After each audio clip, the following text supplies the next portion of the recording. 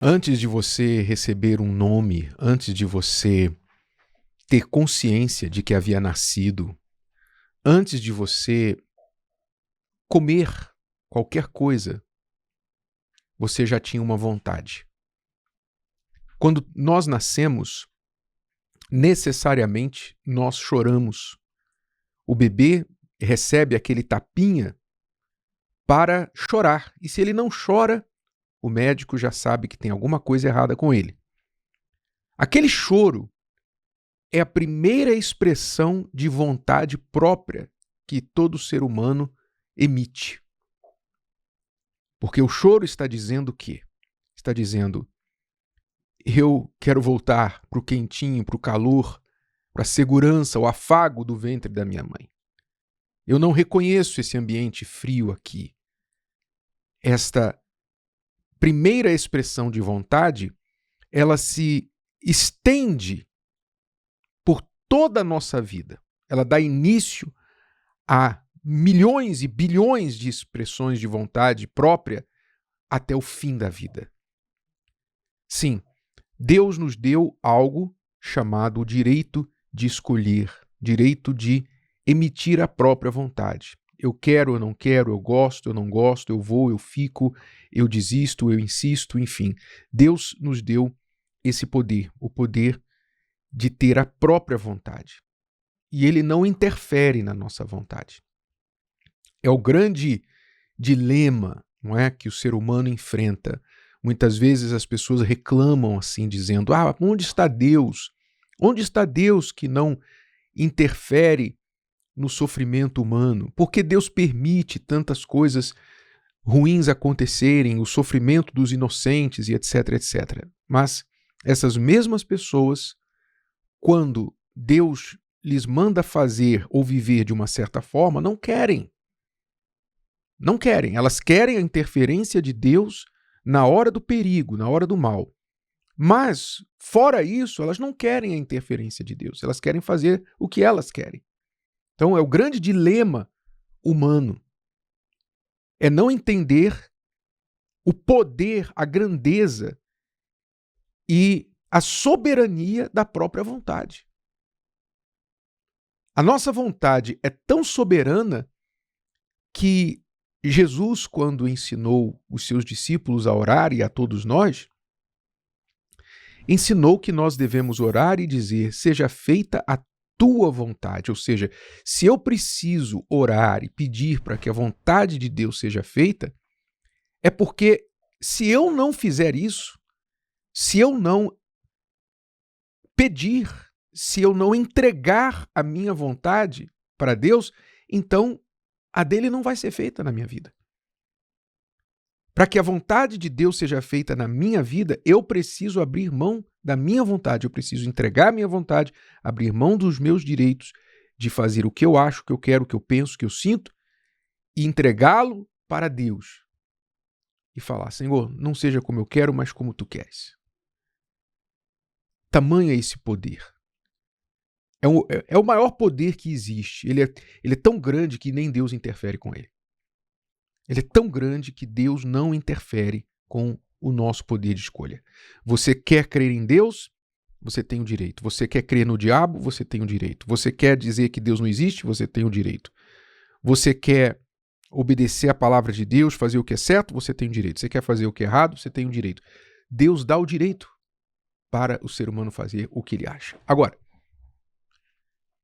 ele não é livre das consequências, naturalmente, das suas escolhas. E esse é o que a Bíblia nos mostra. A palavra de Deus está sempre mostrando o perigo de seguir a própria vontade, do ser humano seguir a própria vontade, e as consequências de fazê-lo. Mas também dá a opção de fazer a vontade de Deus. Eu vou ler aqui o Salmo 143, que fala assim.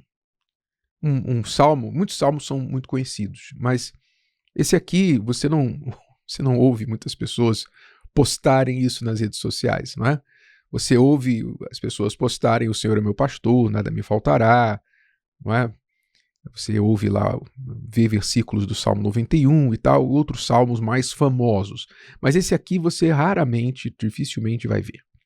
Salmo 143, versículo 10, diz assim: Ensina-me a fazer a tua vontade, pois és o meu Deus. Quer dizer, é óbvio, né? Se ele é o meu Deus, naturalmente eu estou dizendo que eu creio que ele é maior do que eu, ele é mais poderoso, mais sábio do que eu. Então, eu quero fazer a vontade dele, não a minha. O teu espírito é bom. Quer dizer, eu preciso crer que a vontade de Deus manifestada pelo seu espírito, pela sua palavra, seus ensinamentos, é boa. A palavra ensina que ela é boa, perfeita e agradável. A vontade de Deus, ela sempre vai ser boa para nós.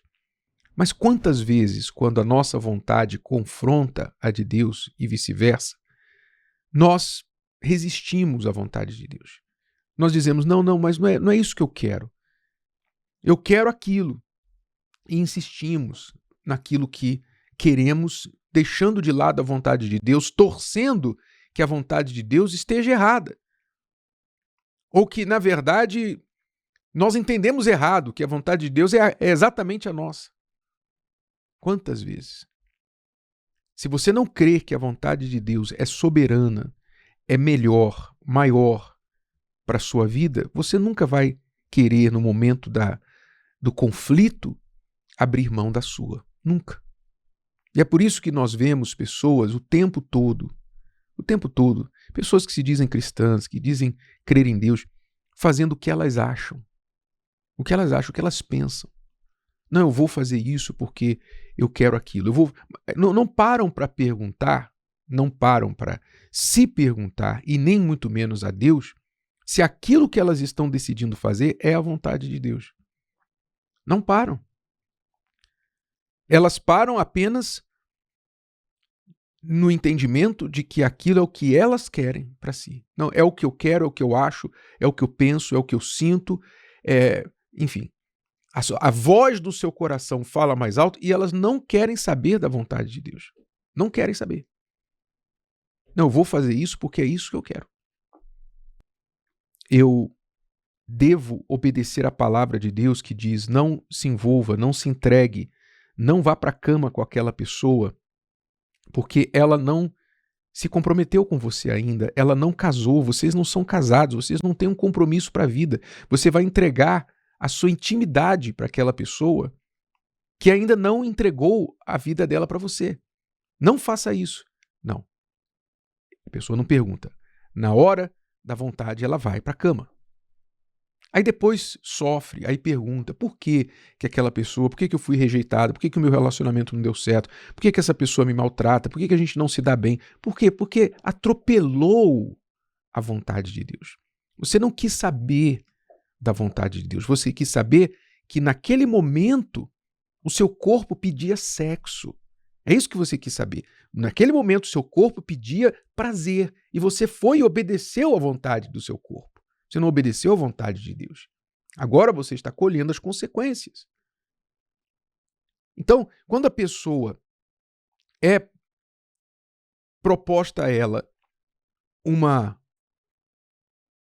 negócio de ganhar dinheiro fácil, que ela sabe que envolve rolo, envolve esquema, envolve golpe, envolve passar os outros para trás, envolve alguma coisa assim boa demais para ser verdade, não é? Ela se envolve com aquilo e ela não pergunta, mas isso é a vontade de Deus? Espera aí, eu estou pegando as economias da minha vida e colocando nas mãos de algo e alguém que eu não conheço. Eu estou acreditando na promessa dessa pessoa que eu vou ficar rico. Quando ela é apresentada essa proposta, ela vai e ouve a voz do seu coração, seus olhinhos chegam a brilhar com um cifrão lá no meio, lá no fundo da pupila dela. Tem um cifrão, não é? Dourado, brilhando assim, ela vendo assim no fim do túnel, aquele pote de ouro que ela vai encontrar do outro lado do arco-íris, não é? Aí ela vai e joga tudo, aposta todas as suas fichas, todas as suas reservas naquela proposta, e aí depois descobre que caiu num golpe, perdeu tudo. Aí ela fica perguntando, por que Deus permitiu? Por que Deus permitiu? Aí a culpa é sempre de Deus. Aí ela quer saber Aí ela quer falar com Deus. Mas quando ela foi tomar a decisão, ela não perguntou. Ela não perguntou, ela não consultou o Espírito de Deus. Ela não consultou, ela não fez essa oração aqui do Salmo 143. Ensina-me a fazer a tua vontade. Ela não creu que a vontade de Deus é boa para ela. Ela não creu. Então, caiu. E aí fica sofrendo. Que culpa tem Deus, meu amigo, minha amiga? Que culpa tem Deus se você faz o que você quer sempre e só quando as coisas dão errado você busca Ele? Que culpa tem Deus? Quando é que você vai aprender a fazer essa oração aqui? Em vez de chegar para Deus com uma lista de desejos e falar, Senhor, eu quero isso, isso, isso, isso, isso. Resolva. Chegar para Ele como o salmista chegou e disse, ensina-me a fazer a tua vontade. Guie-me. Guia-me, pois o teu Espírito é bom. Quando? Quando você vai aprender a fazer esse tipo de oração? E realmente render, sacrificar a sua vontade no altar. Senhor, seja feita a tua vontade, não a minha. Quando é que você vai aprender a fazer isso? Eu digo, o dia que você aprender a fazer isso de fato, sempre, e às vezes a gente tem que fazer isso várias vezes por dia, mas quando você aprender a fazer isso, então você vai provar a boa, perfeita e agradável vontade de Deus para a sua vida. E além disso, você vai livrar a si mesmo do perigo da destruição de fazer a sua vontade, que muitas vezes é enganosa. Se o vídeo de hoje te ajudou, você conhece alguém que vai ser ajudado por essa mensagem, passe adiante. E se você ainda não inscreveu aqui no canal, inscreva-se agora. Até a próxima.